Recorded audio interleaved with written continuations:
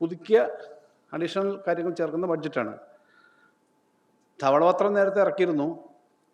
ധവളപത്രത്തിനകത്ത് കുറച്ചേറെ ആശങ്കാജനകമായ statements ഉണ്ട്. ധവളപത്രത്തിൻ്റെ വിവിധ കാര്യങ്ങളെ സംബന്ധിച്ച് ഞങ്ങളൊരു ചെറിയ കുറിപ്പ് തരുന്നുണ്ട്. അത് അടുത്ത ദിവസങ്ങളിൽ തരും. പക്ഷെ അതിനകത്ത് വലിയ തോതിൽ ചില മേഖലയെ വെട്ടിക്കുറവ് വരുത്തേണ്ടി വരും എന്നൊക്കെയുള്ള തോന്നലുണ്ടാകുന്ന തരത്തിൽ ചില അഭിപ്രായങ്ങൾ വന്നിട്ടുണ്ട്. അപ്പോൾ യാതൊരു കാരണവശാലും സാമ്പത്തികമായിട്ട് അങ്ങനെ ചുരുക്കൽ വരുത്താതെ തന്നെ കാര്യങ്ങൾ അവതരിപ്പിക്കണം എന്നുള്ള ഒരു അഭിപ്രായം ആണ് ഞങ്ങൾക്കുള്ളത്. അത് വെറുതെ പറയുന്നതല്ല. ഇപ്പോൾ സാമ്പത്തികമായി സംസ്ഥാനം വളരെ ദുരിതത്തിലും ബുദ്ധിമുട്ടിലുമൊക്കെ ആയിപ്പോയി, സാമ്പത്തിക രംഗം ആകെ തകർന്നു പോയി എന്നൊക്കെയായിരുന്നു ധവളപത്രത്തിൽ കൂടി പറഞ്ഞത്. നേരത്തെ സ്ഥിരമായി UDF-ൻ്റെ നേതാക്കന്മാർ പറഞ്ഞുകൊണ്ടിരുന്നത്. ധവളപത്രത്തിൽ പറഞ്ഞ കാര്യങ്ങൾ ശരിയല്ലെന്നും സാമ്പത്തിക രംഗത്തെ സംബന്ധിച്ച് ധവളപത്രം പറയുന്നതല്ല ശരിയെന്നും മനോരമ പത്രം പറഞ്ഞിട്ടുള്ളത് നിങ്ങൾ കണ്ടിട്ടുണ്ട്. കഴിഞ്ഞ ദിവസം കോളടിച്ചു.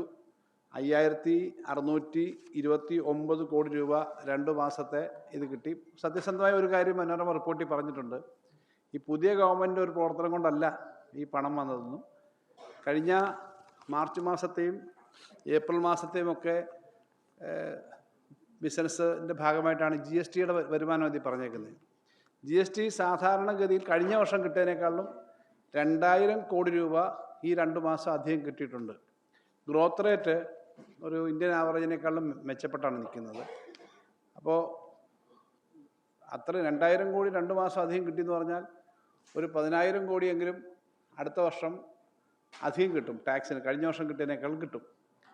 അതെന്താ കാണിക്കുന്നതെന്ന് വെച്ച് കഴിഞ്ഞാൽ മെച്ചപ്പെട്ട തരത്തിലേക്ക് നമുക്ക് നമ്മുടെ നികുതി അഡ്മിനിസ്ട്രേഷൻ കൊണ്ടുപോകാനും സംസ്ഥാനത്തിൻ്റെ ഇക്കണോമിക് ആക്ടിവിറ്റീസ് മെച്ചപ്പെടാനും കഴിഞ്ഞു. ഇപ്പോൾ ഈ യുദ്ധം കൂടി പിൻവലിച്ചിരിക്കുന്ന ഒരു ഘട്ടമാണല്ലോ വന്നിരിക്കുന്നത്.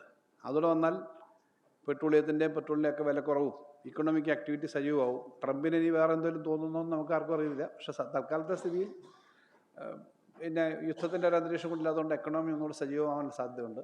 അപ്പോൾ ഇപ്പം തന്നെ ഈ 2000 കോടി 2 മാസം കൊണ്ട് വർധന വന്നു എന്ന് പറഞ്ഞാൽ അങ്ങോട്ട് വരുമ്പോഴും ആ മെച്ചം ഉണ്ടാവും. അപ്പോൾ സാമ്പത്തിക രംഗം മോശമായിട്ടല്ല, വളരെ മെച്ചപ്പെട്ട തരത്തിലേക്ക് മുന്നോട്ട് പോകുന്നതിനുള്ള എല്ലാ അടിത്തറയും ഇട്ടിട്ട് തന്നെയാണ് LDF ഗവൺമെൻറ് പ്രവർത്തിച്ചത്. ഇപ്പോൾ അത് നന്നായി അത് ഉപയോഗിക്കാനായിട്ടുള്ള അവസരം UDF-ന് വന്നിട്ടുണ്ട്. അപ്പോൾ അതുകൊണ്ട് യാതൊരു കാരണവശാലും ഏതെങ്കിലും തരത്തിൽ നിലവിലുള്ള പദ്ധതികൾ വെട്ടിക്കുറയ്ക്കാൻ പാടില്ല. പ്രത്യേകിച്ചും പിന്നോക്ക വിഭാഗങ്ങൾ, ന്യൂനപക്ഷം, SC/ST വിഭാഗങ്ങളെ പറ്റിയൊക്കെ ധവളപത്രത്തിനകത്ത് തെറ്റായ കണക്കുകളാണ് കൊടുത്തിരിക്കുന്നത്. അത് അന്ന് തന്നെ പത്രസമ്മേളനത്തിൽ ഞാൻ പറഞ്ഞതാണ്. ആ മേഖലയിലൊക്കെ നമ്മൾ കൊടുത്തുകൊണ്ടിരുന്നത് കൂടുതൽ കൊടുക്കാൻ വേണ്ടി അതിനകത്ത് ഒരു വെട്ടിക്കുറവും വരുത്താതെ, പദ്ധതിയിലും മറ്റു കാര്യങ്ങളും കുറവ് വരുത്താതെ കാര്യങ്ങൾ ചെയ്യാനുള്ള ഫണ്ട് ഉണ്ട് എന്നുള്ളതാണ് ഒരു കാര്യം. ഈ ഫണ്ടിൻ്റെ വർധനവ് മാത്രമല്ല, സംസ്ഥാന ഗവൺമെൻറ് അടിയന്തരമായി കേന്ദ്രത്തിൽ ഇടപെട്ട് ചെയ്യേണ്ട മറ്റൊരു കാര്യം കൂടി ഇവിടെ പറയണമെന്ന് ഞാൻ ആഗ്രഹിക്കുന്നു. ഞാൻ നേരത്തെ പറഞ്ഞതാണ്. RD ഗ്രാൻഡ് ഇപ്രാവശ്യത്തെ ധനകാര്യ കമ്മീഷൻ്റെ ഭാഗമായിട്ട് നൽകിയിട്ടില്ല.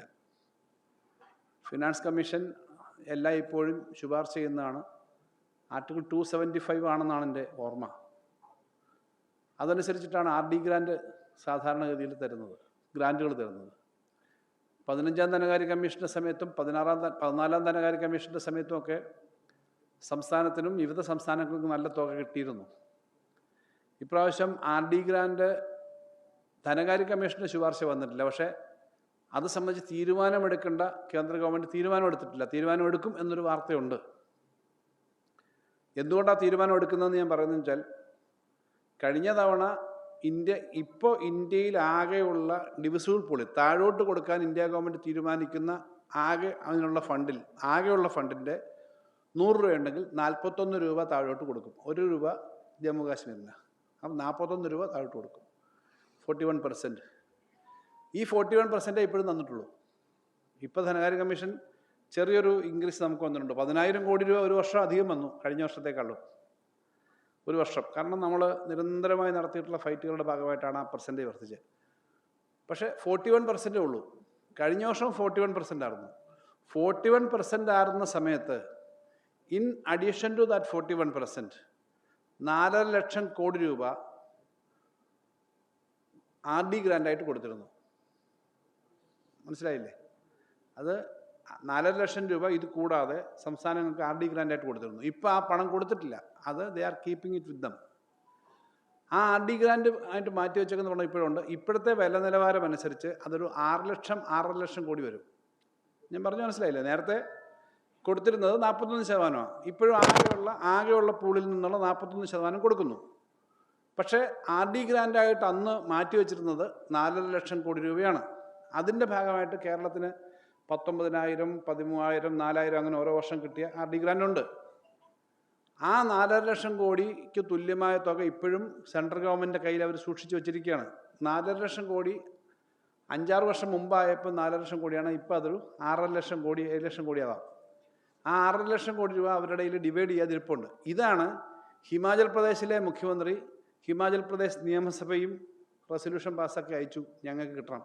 നമ്മളിവിടെ ഈ കമ്മീഷൻ്റെയും റിപ്പോർട്ടും മറ്റെല്ലാം വന്നപ്പോഴത്തേക്ക് ഇലക്ഷൻ്റെ കാര്യങ്ങളായതുകൊണ്ട് നമ്മുടെ പിന്നെ നിയമസഭയൊന്നും അങ്ങനെ കൂടിയില്ല. പെട്ടെന്ന് തന്നെ നിയമസഭ പിരിയുകയും ബാക്കി കാര്യങ്ങൾ നടന്നില്ല. അപ്പോൾ ഇപ്പോൾ ഇത് നമ്മൾ അതിശക്തമായിട്ട് ആവശ്യപ്പെടണം. ഈ 7 ലക്ഷം കോടി 6.5 ലക്ഷം കോടി രൂപ അന്നത്തെ കണക്കനുസരിച്ച് സെൻട്രൽ ഗവൺമെൻറ് ഡിവൈഡ് ചെയ്ത പണം ഇപ്പോൾ അത് കയ്യിലുണ്ട്. അത് വാങ്ങിച്ചെടുക്കണം. അതുകൊണ്ടാണ് ഞാൻ പറഞ്ഞ ഹിമാചൽ പ്രദേശിലെ മുഖ്യമന്ത്രിയും മറ്റ് മുഖ്യമന്ത്രിമാരും സ്റ്റേറ്റുകളും RD ഗ്രാൻഡ് വേണമെന്ന് ആവശ്യപ്പെടുന്നതും. അതിനെ സംബന്ധിച്ച് ഫൈനൽ തീരുമാനം ഇപ്പോഴും സെൻട്രൽ ഗവൺമെൻറ് എടുത്തിട്ടില്ല. ആ തീരുമാനമെടുത്ത് സംസ്ഥാനങ്ങൾക്ക് കിട്ടാനുള്ള പണം വാങ്ങണം. ആ പണവും ഉണ്ട് എന്നുള്ള കാര്യം ഞാൻ പറഞ്ഞതാണ്. അപ്പോൾ ടാക്സിൻ്റെ കാര്യത്തിനകത്ത് ഞങ്ങളുടെ സ്റ്റേറ്റ് ഗവൺമെൻറ് എന്ന നിലയിൽ കഴിഞ്ഞ ഗവൺമെൻറ്റിൻ്റെ പെർഫോമൻസ് വളരെ നന്നായി ചെയ്തു. ആ പണം ഉണ്ട്, ഈ പണമുണ്ട്. ഇതെല്ലാം കൂടെ വരുമ്പോൾ ഒരു കാരണവശാലും നമ്മുടെ പണം വെട്ടിച്ചുരുക്കാൻ പാടില്ല. ദുർബല വിഭാഗങ്ങൾക്ക് ഉൾപ്പെടെ കൊടുക്കുന്ന പല മേഖലയിലെയും പണം വെട്ടിച്ചുരുക്കും എന്നൊരു ആശങ്കയുണ്ട്. വലിയ തോതിൽ മാസീവ് പ്രൈവറ്റൈസേഷൻ ഉണ്ട്. അതൊക്കെ പിന്നെ ബഡ്ജറ്റ് വരുമ്പോൾ നമുക്ക് കാണാം. അപ്പം 2 ദിവസം കഴിഞ്ഞ് ബഡ്ജറ്റ് വരികയാണ്. അപ്പോൾ അത് അങ്ങനെ ചെയ്യരുതെന്നുള്ളത് പറയുന്നത് ഈ കൃത്യമായ ധനകാര്യ കണക്കുകൾ വെച്ചിട്ടാണ്. അത് ഒന്ന് പറയുക എന്നുള്ളതാണ് പ്രധാനപ്പെട്ട കാര്യം. ഇപ്പോൾ തന്നെ പല മേഖലയിലും പണം കൊടുക്കുന്നില്ല എന്നുള്ള പ്രശ്നം വന്നിട്ടുണ്ട്. അത് ഞാൻ വിശദമായിട്ട് പറയുന്നില്ല. ഇന്നും ഒക്കെ പല മേഖലയിലും വന്നിട്ടുണ്ട്. അത് അടുത്ത ദിവസം വരട്ടെ. സർക്കാർ ജീവനക്കാരുടെ അല്ലെങ്കിൽ പിന്നെ സ്ത്രീ സുരക്ഷാ പദ്ധതി, അങ്ങനെ പല വാർത്തകളും വന്നിട്ടുണ്ട്. പക്ഷേ ഇപ്പോഴത്തെ സ്ഥിതിയിൽ ഫിനാൻഷ്യലി നമുക്ക് ഈ പണം ഇത്രയും കൂടി എലിജിബിളായി കിട്ടാനുണ്ട്. വരുമാനത്തിൻ്റെ കാര്യത്തിൽ നമുക്ക് ടാക്സിൻ്റെ കാര്യത്തിൽ നല്ലപോലെ ഒരു വർധനവ് വരുന്നുണ്ട്. അപ്പോൾ ഈ വർധന 10,000 കോടി ഇപ്പം നമുക്ക്, ഞാൻ പറഞ്ഞു, ഒരു 2 മാസത്തേക്ക് 2,000 കോടി അധികം കിട്ടിയെന്ന് പറഞ്ഞാൽ 10,000 കോടിയെങ്കിലും ഒരു വർഷം കൊണ്ട് കിട്ടും എന്ന് മാത്രമല്ല, ഈ വരുന്ന വർധനയ്ക്ക് തുല്യമായിട്ട് സെൻട്രൽ ഗവൺമെൻറ്റിൻ്റെ വിഹിതം വരുന്നതിനകത്തും വർധന വരും. ഇതിൻ്റെ ഒരു പകുതിയെങ്കിലും ആ വർധനയിൽ വരണം. അതുകൂടെ കിട്ടും. അപ്പോൾ അങ്ങനെ മെച്ചപ്പെട്ട തരത്തിൽ തന്നെയാണ് സാമ്പത്തിക സ്ഥിതി. സാമ്പത്തിക സ്ഥിതി മോശമാണ്, പണമില്ല എന്ന് പറഞ്ഞ് ജനങ്ങൾക്ക് കൊടുക്കാനുള്ളതിൽ നിന്നും പിന്മാറാൻ പാടില്ല എന്നുള്ളത് ബഡ്ജറ്റിൻ്റെ 2 ദിവസം മുമ്പെങ്കിലും പറഞ്ഞില്ലെങ്കിൽ അത് പിന്നെ അവരുടെ ശ്രദ്ധ വേണ്ടത്ര വന്നില്ലെങ്കിലോ എന്നുള്ളത് കൊണ്ടാണ് ഈ കാര്യങ്ങൾ പറഞ്ഞത്. പ്രത്യേകിച്ച് കഴിഞ്ഞ ദിവസം വന്ന കണക്കുകളിലെ എല്ലാ അടിസ്ഥാനത്തിൽ അത് ചെയ്യണം. ബഡ്ജറ്റ് വന്നിട്ട് ഇങ്ങനെയാണെന്ന് പറഞ്ഞിട്ട് കാര്യമില്ല. ഈ കാര്യങ്ങളെല്ലാം ഞാനിത് പറയുന്നത് രാഷ്ട്രീയമൊന്നുമില്ല. മുൻ ധനകാര്യമന്ത്രി എന്ന നിലയിൽ ഈ കൃത്യമായ കാര്യങ്ങൾ അടുത്ത ഗവൺമെൻറ് വരുമ്പോൾ പറയാനുള്ള ഉത്തരവാദിത്വം എന്ന നിലയിൽ തന്നെയാണ് ഈ കാര്യങ്ങൾ പറയുന്നത്. വെട്ടിക്കുറയ്ക്കാനല്ല, അല്പം കൂടുതലാക്കാൻ വേണ്ടി മാത്രമുള്ള സ്ഥിതി തന്നെയാണ് സാമ്പത്തിക രംഗം നിൽക്കുന്നത് എന്നുള്ളതാണ്. അത് പറയാനാണ് വിളിച്ചത് പ്രധാനമായിട്ടും.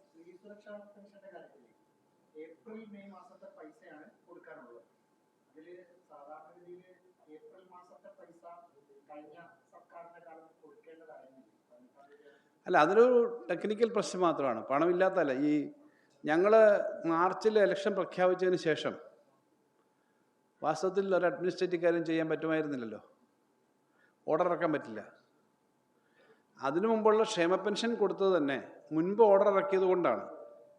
ഈ വാസ്തവത്തിൽ കാബൽ മുഖ്യമന്ത്രിയായിരുന്നു ഇലക്ഷൻ കഴിഞ്ഞ റിസൾട്ട് വന്നതിന് ശേഷം. മാർച്ചിൽ നോട്ടിഫിക്കേഷൻ വന്നതിന് ശേഷം ഞങ്ങളൊന്നും ഒരു കാര്യവും, ഒരു ഫയലും ഒരു പേപ്പറും 13-ാം തീയതി എൻ്റെ ഓർമ്മ, മാർച്ച് 13 എൻ്റെ ഓർമ്മ, അതായത് ആ ഡേറ്റ് എടുത്ത ഒരു പേപ്പറും ഫയലും ഞങ്ങൾക്ക് ഒപ്പിടാനോ ഇത് കൊടുക്കാനോ പറ്റില്ല. പഞ്ചായത്തുകൾക്ക് കൊടുക്കാനുള്ള പണം തന്നെ ഞങ്ങളുടെ പണമുണ്ട്. പക്ഷേ ആ പണം കൊടുക്കണമെങ്കിൽ ഇലക്ഷൻ കമ്മീഷൻ്റെ അനുവാദം വേണം. ഇലക്ഷൻ കമ്മീഷൻ്റെ അനുവാദം അതിന് തന്നെ കിട്ടിയില്ല. ചോദിച്ചിരുന്നു, ഫൈനാൻസ് സെക്രട്ടറി അന്ന് തന്നെ എഴുതിയിരുന്നു. അതിൻ്റെ അനുവാദം കിട്ടാത്തതുകൊണ്ടാണ് അന്ന് തന്നെ പണം കൊടുക്കാൻ പറ്റാഞ്ഞത്. അപ്പം 100-150 കോടി രൂപയ്ക്ക് അടുത്താണ്. നിങ്ങൾക്കറിയാം, പണം ഇല്ലാത്തതുകൊണ്ടല്ല. ഇലക്ഷൻ പ്രഖ്യാപിച്ചു കഴിഞ്ഞാൽ ഇലക്ഷൻ കമ്മീഷൻ്റെ കൂടി അനുവാദത്തോടു കൂടിയേ ഇതുപോലുള്ള കാര്യങ്ങൾ കൊടുക്കാൻ പറ്റും. കാരണം അത് ഒരു അപ്പീസ്മെൻ്റ് ആണെന്ന് വരാം. ഉദ്യോഗസ്ഥന്മാരാണ് പിന്നെ ആ സമയത്തെല്ലാം നിയന്ത്രിക്കുന്നത്. അതുകൊണ്ടാണ് ആ സമയത്ത് കൊടുക്കാൻ. പണം അവിടെ ഉണ്ടായിരുന്നു, ഇപ്പോഴായാലും ഇത് കഴിഞ്ഞായാലും ആ ഇലക്ഷൻ്റെ ഇത് കഴിഞ്ഞതിന് ശേഷം മാത്രമേ, പുതിയ ഗവൺമെൻറ് വന്നതിന് ശേഷം മാത്രമേ അതിൻ്റെ സ്റ്റെപ്പുകൾ എടുക്കാൻ പറ്റൂ. പണമില്ലാത്തതല്ല, പണമുണ്ട്. പിന്നെ ക്ഷേമ പെൻഷൻ എല്ലാം കൊടുത്തു. ഇപ്പോഴും അത് കൊടുക്കാൻ പറ്റുന്ന സ്ഥിതി തന്നെയാണ്. ഈ വർഷത്തെ ബഡ്ജറ്റിൽ, കഴിഞ്ഞ വർഷം പാസ്സാക്കിയ ബഡ്ജറ്റിൽ 3700 കോടിയാണ് സ്ത്രീ സുരക്ഷാ പദ്ധതിക്ക് മാറ്റിവെച്ചിട്ടുള്ളത്.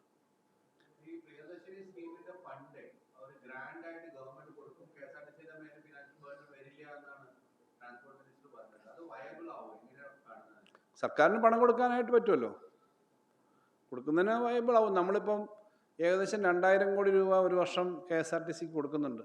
പലതരത്തിൽ ഈ പിന്നെ അവരുടെ ഓപ്പറേഷൻ്റെ സാലറി, ഞാൻ പറഞ്ഞ ബസ് മേടിക്കാനൊക്കെ ഒഴിച്ചിട്ട് തന്നെ കൊടുക്കുന്നുണ്ട്. പെൻഷന് വേണ്ടിയിട്ട് നമ്മൾ പ്രത്യേക ഒരു പിന്നെ ലോണൊക്കെ എടുത്തിട്ട് കൊടുക്കുന്നുണ്ട്. അതും കൃത്യമായി ഗവൺമെൻറ്റാണ് അടച്ചു തീർത്തുകൊണ്ടിരിക്കുന്നത്. ഇത് 500 കോടി രൂപയ്ക്കടുത്താണ് ഇപ്പോൾ വരുന്ന എക്സ്പെൻസസ് വരാൻ സാധ്യത. അതൊരു കൊടുക്കാൻ പറ്റുന്നതിന് വലിയ ബുദ്ധിമുട്ടില്ല. അവർ ആകെ പറയുന്ന എല്ലാ എക്സ്പെൻസസും കൂടെ വന്നാൽ പോലും 1500 കോടിയേ വരത്തുള്ളൂ. എല്ലാ വണ്ടിക്കും കൂടി കൊടുത്താൽ 1500 കോടിയേ വരത്തുള്ളൂ. പക്ഷേ അത് കൊടുക്കാനായിട്ട് പറഞ്ഞിട്ട് അത് ചെയ്യുന്നില്ല. ഇപ്പോൾ സിറ്റി ഫാസ്റ്റും മറ്റും അങ്ങനെയൊക്കെ ആക്കി എന്നുള്ളതാണ്. എന്തായാലും കൊടുക്കുമായിരിക്കുമെന്ന് പ്രതീക്ഷിക്കാം.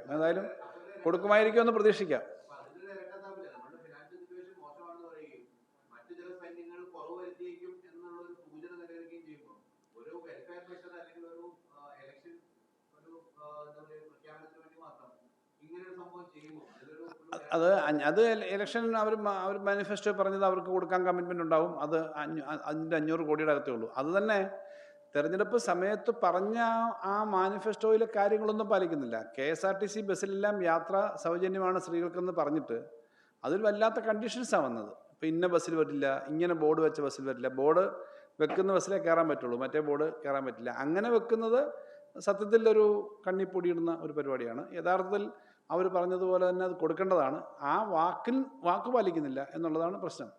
പക്ഷേ ഇത് ഗ്രാൻറ്റ് കൊടുക്കുന്നതിനുള്ള സാങ്കേതികമായിട്ട് ഗവൺമെൻറ്റിന് കൊടുക്കാൻ പറ്റുമെന്ന് ഞാൻ പറഞ്ഞത്. ഇരട്ടത്താപ്പാണെന്നുള്ളതിന് തർക്കമില്ല. പറഞ്ഞ കാര്യമല്ല ചെയ്യുന്നത് എന്നുള്ളത് ആളുകൾ ശ്രദ്ധയപ്പെടുന്നുണ്ട്. പറഞ്ഞ കാര്യങ്ങളാണെങ്കിൽ ചെയ്യണമെന്നാണ് ഞങ്ങൾ പറയുന്നുള്ളൂ. അതെ, അത് ചെയ്യട്ടെ. അതുകൊണ്ടാണ് ഞാൻ പറഞ്ഞത് അവരെല്ലാം ചെയ്യുമായിരിക്കുമെന്ന് ഞാൻ പറഞ്ഞല്ലോ. ഒരു പുതിയ സർക്കാരിനെ സംബന്ധിച്ച് ഞങ്ങൾ ആദ്യമേ അവർ ചെയ്യില്ല എന്നൊന്നും പറയാൻ തയ്യാറാവുന്നില്ല. ശ്രദ്ധിച്ച് ചെയ്യണം എന്നുള്ളതേ ഉള്ളൂ.